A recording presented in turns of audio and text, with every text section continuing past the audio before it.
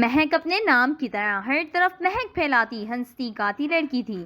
خوشی تو جیسے اس کے چہرے سے جھلکتی تھی اور اس کے ماما پاپا اور بھیا اس کی خوشی کو دیکھ کر خوش ہو جایا کرتے تھے۔ مام، میری پیاری مام، آپ کہاں ہیں؟ آپ کا چہرہ دیکھے کتنا وقت گزر گیا۔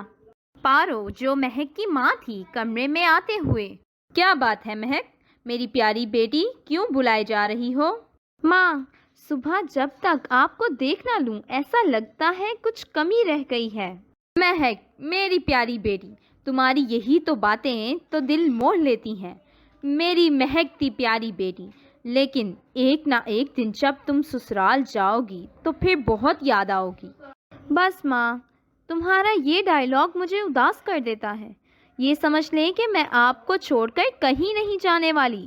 اپنی ماں کو چھوڑ کر جانا، یہ بھی کوئی بات ہے بھلا؟ او بیٹا، ایسے نہیں کہتے، وہاں پر بھی سب لوگ پیار کرنے والے ہی ہوتے ہیں۔ بس رہنے دو ماں، یہ بھاشن سننے کا موڈ نہیں۔ بس آپ کو دیکھ لیا میری صبح کا آغاز ہو گیا۔ جیتی رہو میری پیاری مہک، یوں ہی مہکتی رہو، ہنستی کھیلتی رہو، سدا سکھی رہو۔ مونا مہک کی بھابھی تھی، اس کی شادی حال ہی میں ارسم سے ہوئی تھی۔ مونا کچن میں کام کر رہی تھی اور ارسم بھی اس کی مدد کر رہا تھا۔ مونا، تمہارے ہاتھ میں جادو ہے، جادو۔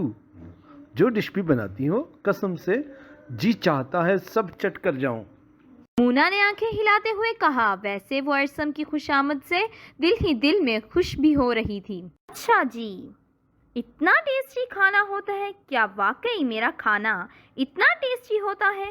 ارے، کل جو چکن بریانی تم نے بنائی تھی واقعی اخیر تھی۔ میں نے آج تک اتنی لذیذ بریانی نہیں کھائی۔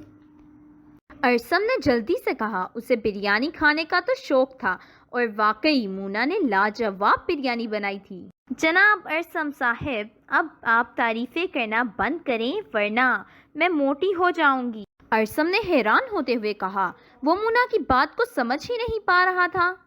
ارے، تعریف سن کر بھی کوئی موٹا ہوتا ہے بھلا؟ یہ بھی بھلی بات کہی تم نے۔ مونا ایک دم سے ہنس پڑی۔ ہا ہا ہا ہا ہا۔ واری بیگم صاحبہ، تمہاری تو ہنسی رک نہیں رہی۔ ارے مجھے بھی تو بتاؤ، اس میں ہنسنے والی کون سی بات ہے؟ او میرے پیارے مکھن لگانے والے پتی دیو، تعریفیں کرنے کو بٹر لگانا کہتے ہیں، اور بٹر سے فیٹ بڑھ جاتی ہے، تو زیادہ بٹر سے میں موٹی نہیں ہو جاؤں گی کیا؟ اب ہنسنے کی باری ارسم کی تھی۔ واہ مونا واہ، تمہارا جواب نہیں، تم لاجواب ہو بھائی۔ کتنی خوبصورتی سے تم نے میری ٹانگ کھینچ لی۔ بیڈ روم میں پارو اور اس کا شوہر سکندر آپس میں باتیں کر رہے تھے۔ پارو، جب سے مونا گھر میں آئی ہے ہمارے گھر کے بھاگ کھل گئے ہیں۔ بڑی ہی سشیل لڑکی ہے۔ آپ کی بات بھی ٹھیک ہے سکندر صاحب، ابھی جمعہ 8 دن بھی نہیں ہوئے اور مونا نے سارا گھر سنبھال لیا ہے۔ تم ٹھیک کہہ رہی ہو، لیکن ہر گھر میں مختلف قسم کے لوگ آتے ہیں۔ میرے ایک دوست کے گھر میں اس کے بیٹے کی شادی ہوئی ہے اور اس کا انجام بالکل برعکس ہو رہا ہے۔ کیا ہوا ہے؟ کچھ مجھے بھی تو بتائیں۔ ارے وہی جو اکثر گھروں میں ہوتا ہے، ساس بہو کے جھگڑے۔ بہو نے کام کرنے سے منع کر دیا اور کہا میں نے تو کبھی کام ہی نہیں کیا اور میں کام کروں گی بھی نہیں۔ ہمارے گھروں میں تو نوکرانیاں کام کرتی ہیں، اس لیے اب آپ ہی کام کریں۔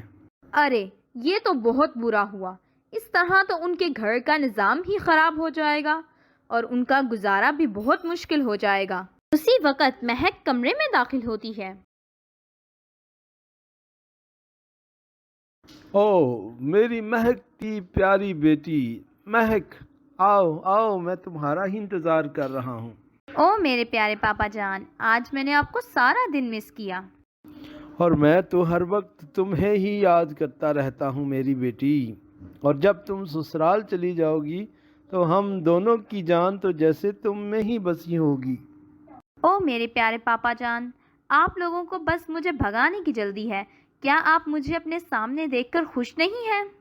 ارے ایسا نہیں بیٹا، تم سے ہی تو ہماری زندگی ہے، اور تم تو ویسے ہی مہک ہو جس کی خوشبو سے گھر مہک جائیں۔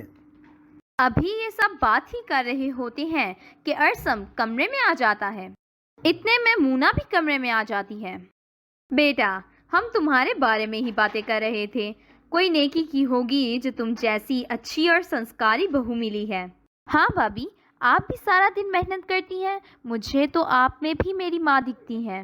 مہک، میری پیاری ننند، تم ہو ہی اتنی پیاری کہ ہر کوئی تمہارے ساتھ خوش رہنا چاہتا ہے۔ ماما جی اور پاپا جی، یہ کس مہک کی بات چل رہی ہے؟ ذرا مجھے بھی تو بتائیں۔ ہاں ہاں، مجھے بھی مہک آ رہی ہے، اور میرا خیال ہے میں پوچھ سکتا ہوں کہ کس چیز کی مہک آ رہی ہے۔ اچھا، تو بتائیے آپ کو کس چیز کی مہک آ رہی ہے؟ واہ ریمونا، تم نے خود ہی تو بنائی ہے، اور اب مجھ سے پوچھ رہی ہو کس چیز کی مہک آ رہی ہے؟ ارے لذیذ بریانی کے علاوہ کس چیز کی مہک آ سکتی ہے؟ اس وقت بھوک بہت سخت لگی ہے۔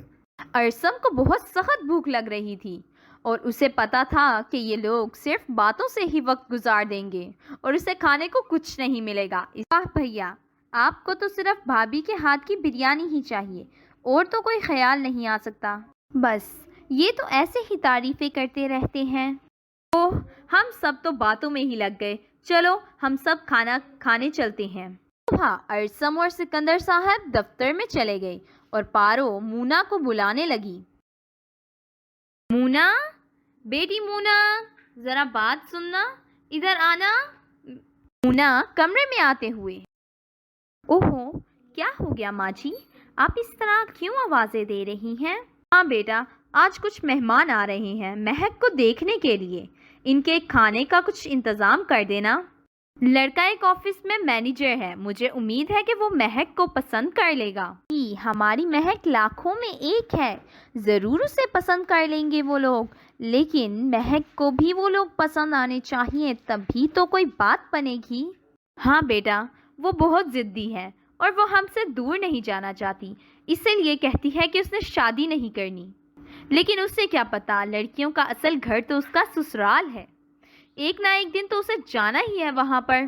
لیکن خوشی کو چار چاند لگ گئے جب دونوں نے ایک دوسرے کو دیکھا اور پسند کر لیا۔